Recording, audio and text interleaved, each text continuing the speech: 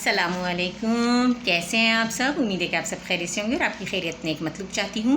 میں بھی آپ کی دعاؤں سے بالکل ٹھیک ٹھاک ہوں۔ آج جو ٹاپک ہم آپ کی خدمت میں لے کر حاضر ہوئے ہیں اس ٹاپک کا نام ہے رحمت دو عالم صلی اللہ علیہ وآلہ وسلم کا سفر آخرت۔ تو چلیے آئیے بغیر ٹائم ضائع کیے ٹاپک کا آغاز کرتے ہیں۔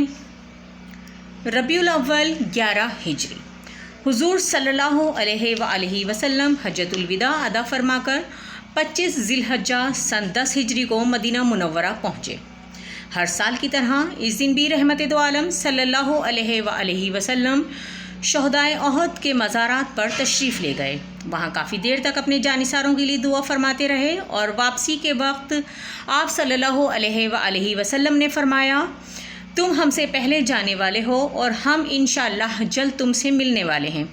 پھر حضور اکرم صلی اللہ علیہ وآلہ وسلم مسجد نبوی میں تشریف لائے اور ایک عظیم خطبہ ارشاد فرمایا، میں تم سے آگے جانے والا ہوں اور میں تم پر گواہی دوں گا، تمہاری اور میری ملاقات حوض کوثر پر ہوگی، اور میں یہاں بیٹھا ہوا حوض کوثر کو دیکھ رہا ہوں۔ مجھے زمین کے خزانوں کی چابیاں عطا کی گئی ہیں اور مجھے تمہارے بارے میں یہ اندیشہ نہیں کہ تم میرے بعد شرک کرو گے، لیکن مجھے یہ خوف ضرور ہے کہ تم دنیا حاصل کرنے میں ایک دوسرے سے سبقت لے جانا چاہو گے۔ سبقت لے جانا یعنی کہ آگے بڑھ جانا چاہو گے اور ہلاک ہو جاؤ گے، جس طرح تم سے پہلی قومیں ہلاک ہوئی تھیں۔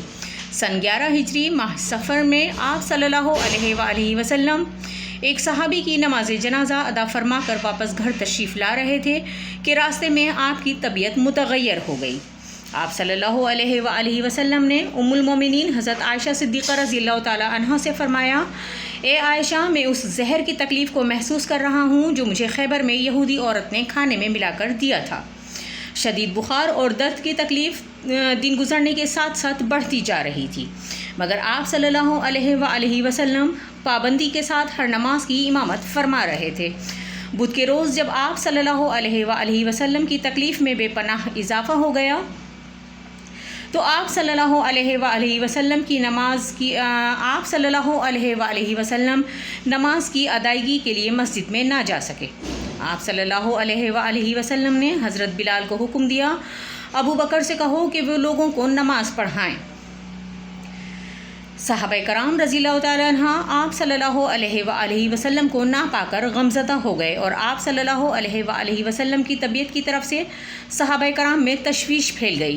دوسری جانب حفاظت دین کی غرض سے عیسائیوں سے معرکہ بھی درپیش تھا، جس کے لیے حضور صلی اللہ علیہ وآلہ وسلم نے حضرت اسامہ بن زید کی سربراہی میں لشکر ترتیب دے چکے تھے۔ مسلمان بھی بے چین تھے کہ رومی عیسائیوں پر اسلام کی برتری واضح کر دیں۔ جمعرات کے روز طبیعت ناساز ہونے کے باوجود حضور صلی اللہ علیہ وآلہ وسلم نے لشکر اپنی مبارک دعاؤں کے سائے میں رخصت کیا۔ ہفتہ یا اتوار کو آپ صلی اللہ علیہ وآلہ وسلم کی طبیعت میں کسی قدر افاقہ ہوا تو آپ صلی اللہ علیہ وآلہ وسلم مسجد میں تشریف لائے۔ صحابہ کرام رضی اللہ تعالیٰ عنہ حضرت ابو بکر صدیق رضی اللہ تعالیٰ عنہ کی امامت میں نماز ادا کر رہے تھے۔ آپ صلی اللہ علیہ وآلہ وسلم کی آہٹ سن کر حضرت ابو بکر صدیق نے پیچھے ہٹنے کا ارادہ کیا، مگر حضور صلی اللہ علیہ وآلہ وسلم نے ان کو وہیں رکنے کا اشارہ کیا اور آپ صلی اللہ علیہ وآلہ وسلم حضرت ابو بکر صدیق رضی اللہ تعالیٰ عنہ سے آگے بائیں جانب بیٹھ کر نماز پڑھنے لگے۔ نماز کے بعد آپ صلی اللہ علیہ وآلہ وسلم نے خطبہ ارشاد فرمایا، اللہ نے اپنے بندے کو اختیار دیا کہ چاہے تو وہ دنیا کی زیب و زینت کو پسند کرے، چاہے تو اللہ کے پاس جو انعام و اکرام ہے اسے اختیار کرے۔ چنانچہ اس بندے نے جو کچھ اللہ کے پاس ہے اس کو اختیار کر لیا ہے۔ حضرت ابو بکر صدیق رضی اللہ تعالیٰ عنہ اس اشارے کو سمجھ گئے اور زار و قطار رونے لگے۔ سارے مسلمان رنجیدہ تھے اور حضور صلی اللہ علیہ وآلہ وسلم کی کیفیت کو سمجھ رہے تھے۔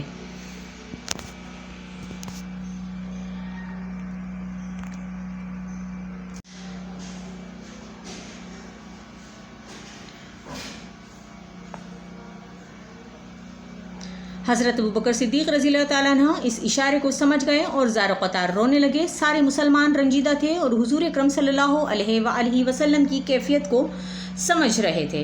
بروز پیر جب صحابہ مسجد نبوی میں حضرت ابو بکر صدیق رضی اللہ تعالیٰ عنہ کی امامت میں نماز ادا کر رہے تھے، حضور صلی اللہ علیہ وآلہ وسلم نے کمرے مبارک کی کھڑکی کا دروازہ مسجد نبوی میں हुजूर सल्लल्लाहु अलैहि वसल्लम के कमरे मुबारक की खिड़की का दरवाज़ा मस्जिद नबवी में खुलता था। आप सल्लल्लाहु अलैहि वसल्लम ने पर्दा सरका कर मुसलमानों को नमाज की हालत में देखा तो आप सल्लल्लाहु अलैहि वसल्लम के चेहरे अक़दस पर इत्मीनान भरा तबस्सुम नमूदार हुआ और अल्लाह ताला का पैगाम मुकम्मल तौर पर लोगों तक पहुंच चुका था। लोगों ने इसे अपने रब को पहचान लिया था। आप सल्लल्लाहु अलैहि वसल्लम की मौजूदगी के एहसास पर हज़रत अबू बकर सिद्दीक़ रज़ियल्लाहु ताला अन्हु पीछे हटने लगे और दीगर सहाबा भी फ़र्ते मुसर्रत से नमाज तोड़ने ही वाले थे कि रहमत आलम सल्लल्लाहु अलैहि वसल्लम ने नमाज मुकम्मल करने का इशारा किया और फिर पर्दा गिरा दिया। बाद अज़ां आप सल्लल्लाहु अलैहि वसल्लम ने सहाबा को वसीयत फरमाई कि अल्लाह से डरते रहना और ख़बरदार गुरूर मत करना, मैं अल्लाह की तरफ लौट कर जाने वाला हूँ और सिदरतुल मुंतहा मेरी मंजिल होगी। सहाबा कराम रज़ियल्लाहु ताला अन्हा इन अल्फाज की अहमियत से अच्छी तरह वाकिफ़ थे और आबदीदा होकर बगौर सुन रहे थे, मगर जब हुजूर सल्लल्लाहु अलैहि वसल्लम ने अपने कफन और जनाजे के बारे में गुफ्तगू की तो सहाबा पर शदीद गरिया तारी हो गया। आप सल्लल्लाहु अलैहि वसल्लम फरमा रहे थे, गुस्ल और कफन के बाद मुझे कब्र के किनारे पर रख देना, फिर एक साथ के लिए चले जाना। सबसे पहले मेरे दो दोस्त, मेरे हमनशीन हज़रत जिब्राइल अलैहिस्सलाम और हज़रत मिकाइल अलैहिस्सलाम मेरा जनाजा पढ़ेंगे। इसके बाद हज़रत इसराफील अलैहिस्सलाम और फिर मलकुल मौत हज़रत इज़राइल अलैहिस्सलाम फ़रिश्तों के लश्कर समेत ये सादत हासिल करेंगे। इसके बाद मेरे अहले बैत के मर्द, फिर औरतें, फिर यके बाद दीगरें, तुम सब आकर किसी इमाम के नमाज जनाजा यानी दुरूद व सलाम अदा करना। कोई बैन करके चिल्लाने वाली औरत मुझे अजियत ना पहुँचाए। मेरे सहाबा में से जो आज यहाँ मौजूद नहीं हैं उन्हें मेरा सलाम पहुँचाना। मैं तुम्हें गवाह बनाता हूँ कि मैं क़यामत तक आने वाले हर उस शख्स को सलाम दे रहा हूँ जो इस्लाम में दाखिल हो और जिसने मेरी पैरवी की। फिर आप सल्लल्लाहु अलैहि वसल्लम ने सहाबा कराम को नसीहत फरमाई कि नमाज की पाबंदी करना और अपने ग़ुलामों का ख्याल रखना। और मलकुल मौत हज़रत इज़राइल अलैहिस्सलाम जब आपकी खिदमत में हाजिर हुए और इजाज़त तलब की कि अगर आप सल्लल्लाहु अलैहि वसल्लम फरमाएँ तो आप सल्लल्लाहु अलैहि वसल्लम की रूह अक़दस कब्ज़ कर लें। फिर अर्ज़ किया कि अल्लाह ताला आप सल्लल्लाहु अलैहि वसल्लम से मुलाकात चाहता है। आप सल्लल्लाहु अलैहि वसल्लम ने इजाज़त अता फरमाई और आपकी ज़बान मुबारक पर ये अल्फाज जारी थे, मुझे रफ़ीक़ आला से मिला दे, मुझे रफ़ीक़ आला से मिला दे। बवक्त विसाल हुजूर सल्लल्लाहु अलैहि वसल्लम की उम्र मुबारक 63 साल थी। विसाल के वक्त ऐसी मशहूर कुन खुशबू फैली हुई थी कि हज़रत आयशा सिद्दीक़ा रज़ियल्लाहु ताला अन्हा फरमाती हैं कि पहले कभी ना सूंघी थी और मेरे हाथों से ये खुशबू कई हफ़्तों तक आती रही। आप सल्लल्लाहु अलैहि वसल्लम की विसाल की खबर जैसे ही आम हुई, हज़रत उसामा का लश्कर वापस आ गया। सहाबा कराम पर गोया गम का पहाड़ टूट पड़ा। लोग सदमे से बेहोश हो गए। बच्चे, बड़े, औरतें, ग़ुलाम सब ऐसे शफ़ीक़ आका सल्लल्लाहु अलैहि वसल्लम की जुदाई में बेहाल थे। बड़े बड़े जयद सहाबा अपनी कैफियत पर काबू नहीं रख पा रहे थे और इस कड़े वक्त में भी हज़रत अबू बकर सिद्दीक़ रज़ियल्लाहु ताला अन्हा ने न सिर्फ ख़ुद को काबू में रखा बल्कि दीगर सहाबा को भी हौसला दिया। अल्लाह के नबी सल्लल्लाहु अलैहि वसल्लम ये वाज़ह कर गए थे कि हर नबी इस जगह पर दफन किया जाता है जहाँ उसकी वफ़ात होती है। इसलिए आप सल्लल्लाहु अलैहि वसल्लम की कब्र मुबारक हज़रत आयशा सिद्दीक़ा रज़ियल्लाहु ताला अन्हा के हुजरे में बनाई गई जहाँ आप सल्लल्लाहु अलैहि वसल्लम का विसाल हुआ था और यही वो जगह है जिसे रोज़ा रसूल कहा जाता है। रोज़ा रसूल के सामने क़िबले की तरफ सुनहरी जालियाँ बनाई गई हैं और ऊपर खूबसूरत सब्ज़ गुंबद तामीर किया गया है जिसे गुंबद ख़िज़रा भी कहते हैं। दुनिया के तमाम मुसलमान वहाँ हाजिर होकर अक़ीदत व एहतराम से हुज़ूर अकरम सल्लल्लाहु अलैहि वसल्लम की बारगाह में दुरूद व सलाम पेश करते हैं। आप सल्लल्लाहु अलैहि वसल्लम ने इरशाद फरमाया कि जुम्मे के दिन तुम मुझ पर कसरत से दुरूद भेजा करो, बेशक तुम्हारे दुरूद मुझ पर पेश किए जाते हैं और मैं इनका जवाब देता हूँ। और फरमाया कि कोई बंदा कहीं भी मुझ पर दुरूद पढ़े इसकी आवाज़ मुझ तक पहुँचती है। ये सुनकर एक सहाबी ने अर्ज़ किया, या रसूलल्लाह सल्लल्लाहु अलैहि वसल्लम, क्या हमारे दुरूद आपके दुनिया से चले जाने के बाद भी आप सुनेंगे? आप सल्लल्लाहु अलैहि वसल्लम ने यह सुनकर इरशाद फरमाया, बेशक अल्लाह ने ज़मीन पर अम्बिया के जिस्मों को खाना हराम कर दिया है और अल्लाह के नबी ज़िंदा होते हैं और उन्हें रिज़्क़ दिया जाता है। جس طرح ہم اپنی روح کی حقیقت کو نہیں سمجھ سکتے، اسی طرح قبر کی زندگی انسانی عقل میں نہیں آتی، چونکہ اللہ کے نبی صلی اللہ علیہ وآلہ وسلم نے قبر میں اپنے زندہ ہونے کی خود خبر دی ہے، اس لیے ہم اس پر ایمان لاتے ہیں اور عقیدہ رکھتے ہیں کہ یہ زندگی کی کیفیت کے بارے میں اللہ اور اس کے رسول صلی اللہ علیہ وآلہ وسلم ہی بہتر جانتے ہیں۔